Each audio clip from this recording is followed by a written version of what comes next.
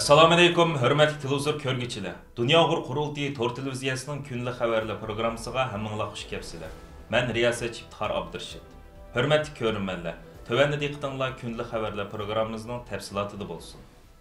Dünya Uyg'ur qurultiyining chaqiriqi va tashabbusiga asosan har qaysi ellarga Tailand elchixonalari oldida boshlangan norozilik harakatlari davom qilmoqda. 5-may kuni Uyg'ur tashkilotlari Germaniyaning München, Amerikaning Washington, New York, Boston, Kanadaning Montreal, Toronto qatorliq shaharlardagi Tailand elchixonasi ham konsulxonalarining oldida shundaqli ba'zi chet el davlatlarida namoyish qilib, 10 yildan beri Tailand musofirlar lagerida tutib turilayotgan Uyg'urlarni qo'yib berishni talab qilgan va Tailand elchixonalariga talab xatlar sungan edi.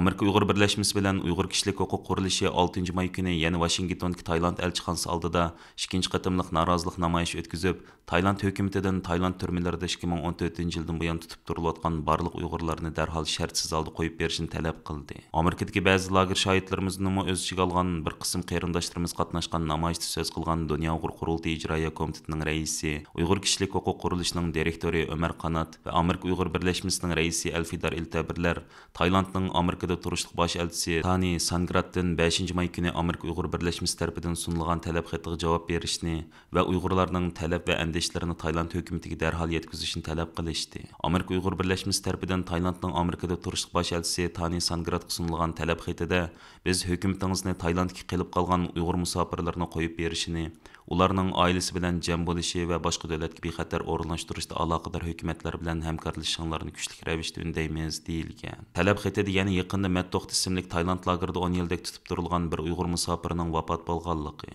uning vafoti va Tailand hukumatining Uyg'ur musofirlarini davomli tutib turishi muhojiratlik Uyg'urlarni qattiq qayg'uga solganligi ta'kidlangan va Uyg'ur musofirlarining sharoitini yaxshilashi, BDT musofirlar mahkamasi amaldorlarining Uyg'ur musofirlari bilan uchrashishiga yo'l qo'yilishi talab qilingan. Türkiye'nin yangi navbatlik prezident nomzodlaridan biri, eng chong o'ktish partiya bo'lgan Cumhuriyet Xalq partiyasining raisi Kamal Kılıçdaroğlu 6-may kuni Uyg'ur masalasi to'g'risida so'z qildi. O sözüde Xitay Türk İpek yolu quruluşiga qatnashiman desa, Turkistonga zulmni to'xtatishi shart. Biz u yerdagi jinimiz ham qon qarindoshlarimizni o'z taqdiriga tashlab qo'ya olmaymiz dedi. 2023-yili 5-ayning 14-kuni Turkiya xalqi keyingi navbatlik prezident bilan parlament a'zolarini saylab chiqdi.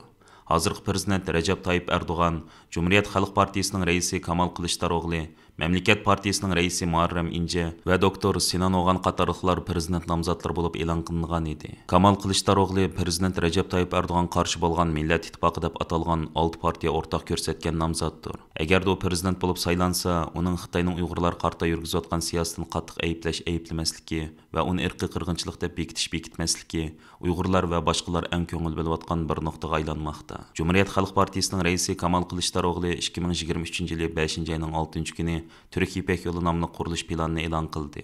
U bu qurilish plani to'g'risida ma'lumot berib, mundaq dedi: "Men bugun o'tirib qo'ygan bu plan Turkiyani Türk dunyosiga tutashtiradigan ish planidir.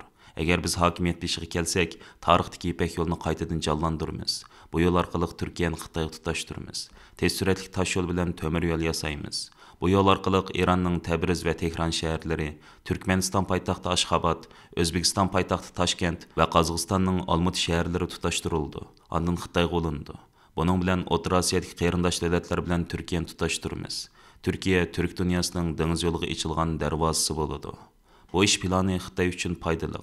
Lekin Xitoyning Turkistonga qarindoshlarımızga elib berayotgan zulmini to'xtatishi bizning oldingi shartimiz bo'ladi. Bu ish planining muhim o'rtoqlaridan biri bo'lgan İYİ partiyasining Turkiy millatlarga mas'ul muavin raisi Fahrettin Yoqush apandi o'z partiyasining nomidan ko'z qarashini bayon qilib, mundaq dedi: "Prezident nomzodimiz Kamal Kılıçdaroğlu o'tirib qo'ygan bu ish plani 6 siyosiy partiyadan tashkil topgan Millat ittifoqining o'rtaq planidir.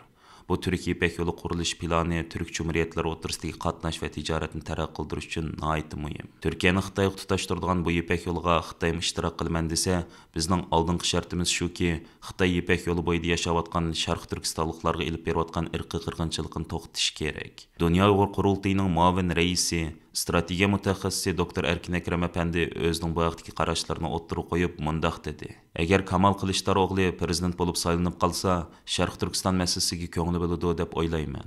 Bu gapni deb qo'yib ko'ngli bilmasa, tanqidga uchraydi. Yana birisi, Kamal Kılıçdaroğlu'ni qo'llayotgan İYİ partiyasi bilan Kelajak partiyasidan iborat har ikki partiya Sharq Turkiston masalasiga ko'ngil bo'ladi. Bu partiyalar Uyg'urlar to'g'risida izchil turda bayonotlar berib, doklad tayyorlab e'lon qilib kelmoqda. Sho'ng Kamal Kılıçdaroğlu saylanib qolsa, bu partiyalarning besim bilan Sharq Turkiston masalasi ko'ngil biladi deb o'ylayman. Kamal Kılıçdaroğluning prezidentlik saylimiga bir hafta qolganda mundaq bayonot berishi kuzatuvchilarning diqqatini qo'zg'adi. 14 may kuni Turkiyada o'tkaziladigan prezident va parlament saylimi chet ellardagi Uyg'urlarning kuchli diqqatini qo'zg'ayotgan nuqtalarning biri. Amerika bexatarlik va nazoratchilik kasbiy tadqiqot guruhi IPVM Shanxayning cho'ng sonliq ma'lumot turi haqida e'lon qilgan tekshirish doklati orqali oshkorlashicha, 2023-yili 3-oyda Shanxay Sunjiang rayonidagi doiralar Shanxay Juyi texnik taraqqiyot cheklash shirkatining $315 ming qiymatidagi saqchi cho'ng sondan yumshoq detal turiga erishganligini e'lon qilgan. Sunjiang 1,5 million ortiq aholisi bor Shanxaydagi eng cho'ng rayonlardan biri. Dokladda deyilishicha, Sunjiang saqchilari Shanxayning keng ko'lamli saqchi sonliq ma'lumot ombirini rətlәş orqali o'xshamagan turdagi kishilar hamda voqealarga ogohlantirish beradigan 26 model yasayotgan bo'lib, bu xil modelning biri Shanxayga kelgan Uyg'urlarni bayqash bo'lib, bu shaharga kelgan Uyg'urlarni avtomatik tepib oldi ekan. Ishkir Xitoyga kelgan Uyg'urlar nagili borsa taqib nazorat ostiga ilindi ekan va doim saqchilarning savol so'roqlariga duch keldi ekan. Bu tür hozircha faqat Sunjiang rayoniga qaratilgan bo'lsa-mu, ammo u Shanxaydagi barliq saqchi qismlarining raqamlik o'zgartirish uchun sinoq andizasi bo'lishini maqsad qildi ekan. Shanxay Xitoyning eng cho'ng shahri bo'lib 25 million aholisi bor. Demak, Xitoyning bu sistemasi muvaffaqiyat qozonsa, uni qolgan shaharlarga tatbiqlaydiganligidan derak berdi ekan. IPVMning xabariga qaraganda, Xitoy soqchilarining allaqachon mamlakat miqyosida sin analiz qilish iqtidoriga ega Uyg'ur ogohlantirish sistemasi bor. Shanxay soqchilarining 26 xil nazorat modelining yana biri alayda xodimlarni ko'rsatib berish modeli ekan. Yana bu model turi chet el muxbirlari Sharq Turkistonga boradigan aeroplan yoki poyezdning biletini zakaz qilgan hamon avtomatik belgi berdi ekan. Chet ellik muxbirlar klubining 2021-yilgi dokladida Sharq Turkistonni ziyorat qilishga berish va u yerdan doklad berish alayda qiyin deyilgan. Ularning ko'rsatishicha, 2021-yili Sharq Turkistonni ziyorat qilgan jurnalistlarning 88% o'zlarining saqchilarning orqasiga kirganligini, doim xiroj kiyingan erlar tarafidan nazorat qilinganligini bildirgan.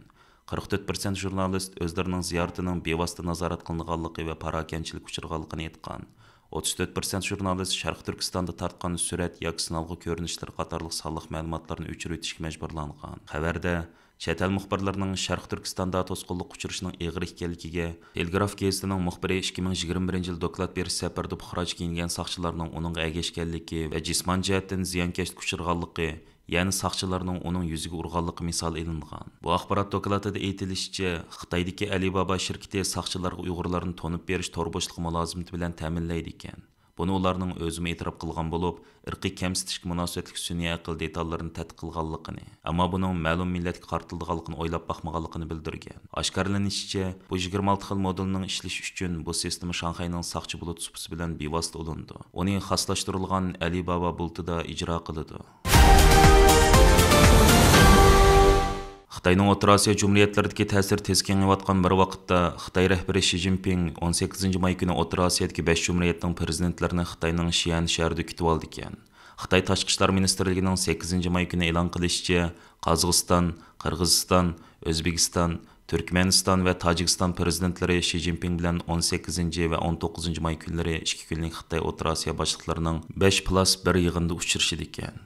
Bu Xitoy rahbarining Xitoy hukumatı Uyg'urlarga irqiy qirg'inchilik qilish, Uyg'urlar rayonni umumyuzlik xitoylashtirish bilan ayblanayotgan bir vaqtda tunji qitim O'rta Osiyo Jumhuriyati rahbarlarini Xitoydan maxsus kutib olishidir. Halbuki O'rta Osiyodagi bu jumhuriyatlar Xitoyning Uyg'urlarni bostirishiga sukut qilish, hatto BDTda uning qilmishini qo'llash bilan ayblanib kelgan. Xitoy taratqullarining xabarlarida suhbatning Xitoyning O'rta Osiyo jumhuriyatlari bilan bo'lgan iqtisodiy va diplomatik munosabatlarni kuchaytirishga markazlashadiganligi qayd qilinmoqda. Xitoy O'rta Osiyo jumhuriyatlarining asosliq neft, tabiiy gaz xaridori bo'lib, bu jumhuriyatlar Xitoyning Yevrosiyo temir yo'lini Yevropaga tutashtirishda, shundaqla Shi Jinpingning bir balvoq bir yo'l qurilishini ishga oshirishda halqiliq rayon bo'lib keldi. Xitoy O'rta Osiyo jumhuriyatlari boshliqlarining Xi'an yig'ini Xitoyning Fransiyada turishliq bosh elchisi Lu Shayi yaqinda sobiq Sovet ittifoqi jumhuriyatlarining egilik huquqining xalqaro qonun asosi yo'q degan so'zni xalqarada qattiq qo'lg'uli qo'zg'agan. Shundaqla Qozog'istonning Xitoy fuqarolariga vizasiz sayohatni yo'l qo'yishi Qozog'istonda andish qo'zg'ab nurg'un norozilik sabab bo'lgan bir vaqtda o'tkaziladi ekan. Xitoy Pakistan va Afg'oniston tashqi ishlar ministrlari 6 may kuni Pokistonning Islomobod shahrida uchrashganda Xitoy taraf Pokiston va Afg'onistondan Xitoyning atalmish terrorlik qarshi kurashiga yordam qilishini, shundaqli Xitoyning manfaatini qo'g'dashni talab qilgan. Xitoy Pakistan, Afg'oniston uch taraf dialogi buningdan 2 yil avval to'xtab qolgandan keyin o'tgan haftaning oxiri Islomobod qayta asliga kelib, Xitoy tashqi ishlar ministri Chingang, Pokiston tashqi ishlar ministri Bilwal Bhutto Zardari va Afg'oniston Taliban hukumatining muvaqqat tashqi ishlar ministri Amir Khan Mutaqqi bilan uchrashgan. Yahoo xabarlarining bildirishicha, uchrashda Chingang bu uch davlat terrorlikning har xil shakllariga qarshi turishi yoki bu xil harakatlarni e'tirof qilishda qo'sh o'lcham qo'llanishga qarshi turish kerakligini aytgan. U yana Xitoy Afg'oniston va Pokistonning Xitoy fuqarolarini, Xitoy organlari va qurilishlarini qo'g'dashni kuchaytirishni umid qiladi degan. Chinggangning g'arb allari va xalqaro kishilik huquq tashkilotlari Xitoyni Uyg'urlarga irqiy qirg'inchilik qilishda terrorlikni bahona qilish bilan ayblayotgan bir vaqtda Pokiston bilan Afg'onistondan Xitoyning atalmish terrorlik qarshi kurashiga yordam berishni talab qilishi diqqat qo'zg'adi. Yahoo xabarlarining aytishicha, uch taraf suhbatidan keyin Chingang Afg'oniston tashqi ishlar ministri bilan ayrim uchrashgan. Bu uchrashda u Afg'onistonning Sharq Turkiston islom harakatini o'z ichiga olgan terrorlik kuchlarni bostirishi, Xitoy fuqarolarining va Xitoy apparatlarining bexatarligiga kafolatlik qilishini talab qilgan. Amir Khan Mutaqqi bo'lsa, Afg'oniston Xitoy qarshi kuchlarning Afg'oniston zaminida faoliyat qilishiga yo'l qo'ymaslik to'g'risidagi va'dasini qayta ta'kidlagan. Aziz ko'ruvchilar, yuqorida diqqatingizga kunlik xabarlar programmamizning tafsilotini sundik. Kelar qatimliq sonimizgacha ko'rishgich amon bo'lgaysizlar.